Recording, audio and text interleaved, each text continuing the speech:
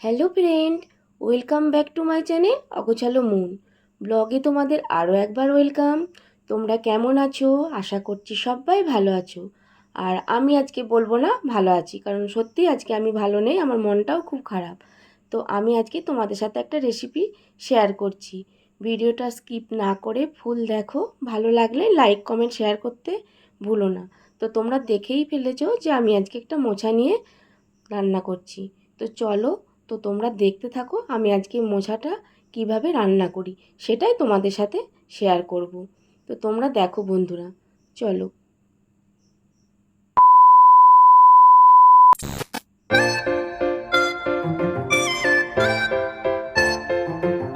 তো তোমরা দেখতেই পাচ্ছ আমি একটা মোচা নিয়ে নিয়েছি। তো এবার মোচাটা থেকে আমি ছাড়িয়ে ছাড়িয়ে মোচাগুলো বার করে নেব।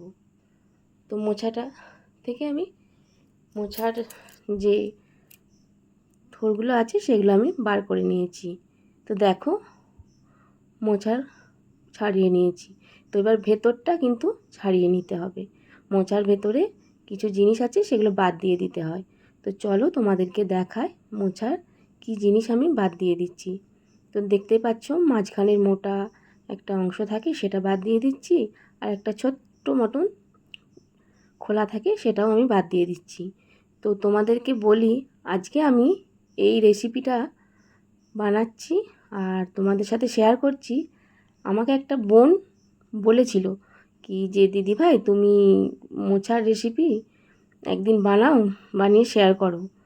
তো আমি সেই বোনটার কথা ভেবেই কিন্তু আমি আজকে এই রেসিপিটা তোমাদের সাথে শেয়ার করছি। তো সেই বোনটার নামটাও বলে দিই। সেই বোনটার নাম হচ্ছে সাথী বনু। তো জীবন সাথী বলে একটা চ্যানেল আছে ওই বনুটার।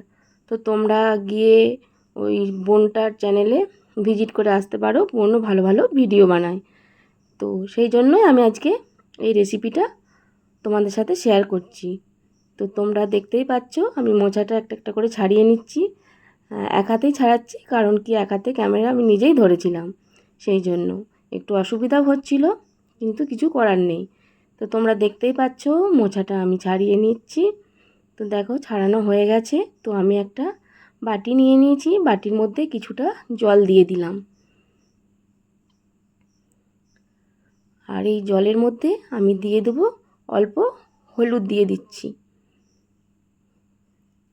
আর দেব হচ্ছে একটু নুন দিয়ে মোচাটা আমি কেটে নেব। কাটার পরে এই নুন আর হলুদ জলেতে আধ ঘন্টা ভিজিয়ে রাখবো। তাহলে মোচাটা অতটা তেতো ভাবটা চলে যাবে, আর কষা ভাবটা চলে যাবে, অতটা আর তেতো ভাব থাকবে না। মানে একটু কষা কষা ভাব থাকে, তো সেটাই বলছি আমি। তো দেখতেই পাচ্ছ মোচাটা আমি কেটে নিচ্ছি। তো আমি মোচাটার যে অংশটা কাটছি ওই অংশটা কিন্তু সেদ্ধ করলেও খুব খেতে ভালো লাগে পেঁয়াজ টেঁয়াজ দিয়ে মাখলে। তো দেখো এই অংশটার কথাটা আমি বলছি। তো মোচাটা আমি কেটে নিচ্ছি। তো মোচাটা আমার কাটা হয়ে গেছে। আধ ঘন্টা ভিজিয়ে রাখার পরে আমি কুকারের মধ্যে মোচাটা দিয়ে দিয়েছি, আর কিছু ছোলাও দিয়ে দিচ্ছি, ছোলাটাও ভিজিয়ে রেখেছিলাম। তো মোচাটা ছোলাটা আমি একটু সেদ্ধ করে নেব কুকারে। জল দিয়ে দিলাম। তো কুকারে সেদ্ধ করে নেব। তো এদিকে আমি মোচার তরকারির জন্য আমি আলু কেটে রেখেছি, আর টমেটো, আর একটু আদা, কাঁচা লঙ্কা আর নারকেল কুড়ে রেখেছি। দেখতেই পাচ্ছ আমি এইগুলো দিয়েই আজকে মোচার তরকারিটা রান্না করব। তো চলো, কড়া বসিয়ে দিয়েছি, তেল দিয়ে দিচ্ছি। আমি এটা সর্ষের তেলেই বানাবো। তো তেল হয়ে গেছে, আমি একটু আলুগুলো ভেজে নেব ভালো করে। প্রথমে আমি আলুগুলো একটু ভালো করে লাল লাল করে ভেজে নেব। তো আলুগুলো আমি তেলের মধ্যে দিয়ে দিলাম। আর বন্ধুরা তোমরা সবাই কেমন আছো, আর আমার ভিডিও তোমাদের কেমন লাগে একটু কমেন্ট করে জানিও। আর ভিডিওটা বন্ধুরা কেউ স্কিপ করে দেখো না, ফুল দেখো। তো আলুগুলো আমি একটু লাল লাল করে ভেজে নিচ্ছি।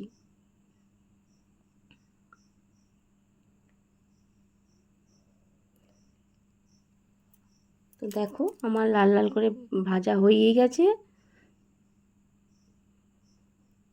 তো আমি এবার আলুগুলো তুলে রেখে দেব। আলুগুলো তুলে রেখে দিয়েছি, আবার কড়াতে তেল দিয়ে দিয়েছি।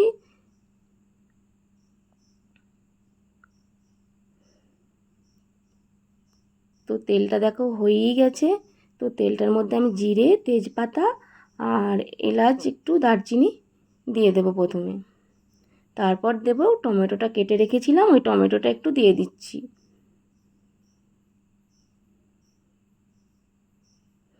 দিয়ে আমি একটু নাড়াচাড়া করে নিচ্ছি। আর যে আদাটা রেখেছিলাম, আদাটা আমি একটু কুড়ে নিয়েছি,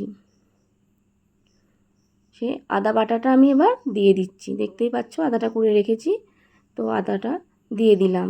দিয়ে আমি ভালো করে ভেজে নেব, যাতে আদার কাঁচা গন্ধ না থাকে। তো এবার আমি কি কি দেব, তো তোমরা দেখো। আদাটা একটু প্রথমের দিকে ভেজে নিলাম।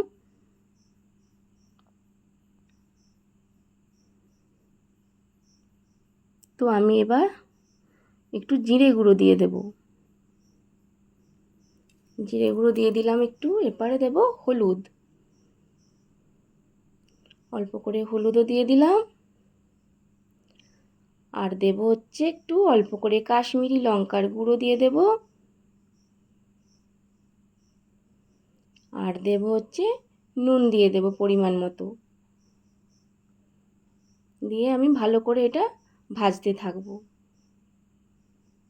কিছুক্ষণ ভালো করে ভেজে নিতে হবে, টমেটোটাও গলে যাবে আর আদার কাঁচা গন্ধটাও যাতে না থাকে। তো দেখো আমার ভাজা প্রায় হয়েই গেছে আর টমেটোটাও অনেকটা গলে গেছে, দেখতেই পাচ্ছ।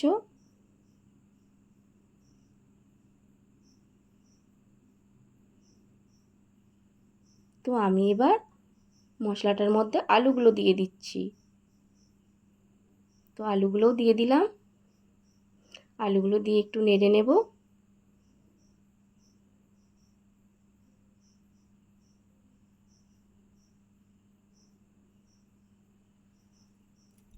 আর আমি এদিকে যে মোচাটা আর ছোলা সেদ্ধ করে রেখেছিলাম, সেটা যে দেখতেই পাচ্ছ সেদ্ধ হয়ে গেছে।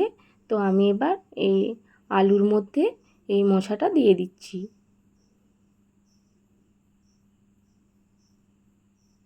তো এবার ভালো করে মোচাটা ভালো করে মিশিয়ে নেব আলুটার সাথে, ভেজেও নেব ভালো করে। আজকে আমার কড়াটা খুব নড়ছিল, তো তোমরা কেউ কিছু মনে করো না বন্ধুরা। এক হাতে ক্যামেরা ধরি আর এক হাতে খুন্তি নাড়ি, তো সেই জন্য একটু এরকম হয়ে যায়। তো আমি জল দিয়ে দিলাম, জলটা কিন্তু আমি গরম জল করে দিয়েছি, খুব বেশি জলও দিইনি। আর এবার আমি এটাকে ঢাকা দিয়ে দেব কিছুক্ষণ, ঢাকা দিয়ে রেখে দেবো কিছুক্ষণ। তো চলো আমার কিছুক্ষণ হয়ে গেছে, ঢাকাটা খুলে দেখি, ফুটছে দেখতেই পাচ্ছ। আর ওটা কিন্তু গরম জলই দেবে, গরম জল দিলে কিন্তু খুব ভালো হয়। আর তোমরাও এইভাবে বাড়িতে বানিয়ে দেখো, খুব সুন্দর হয়। আর এখানে আমি কিছুটা আমুল দুধ গুলে রেখেছি, তো এই আমুল দুধটা আমি দিয়ে দেবো মোছার মধ্যে। তো আমুল দুধটা দিয়ে দিলাম মোছার মধ্যে। এবার দেবো একটু গাওয়া ঘি রেখেছি, ওই ঘিটা আমি দিয়ে দিলাম। আর নিরামিষ মোচার তরকারি ঘি নইলে ভালোও লাগবে না। আর দেব পরিমাণ মতো চিনি দিয়ে দেব।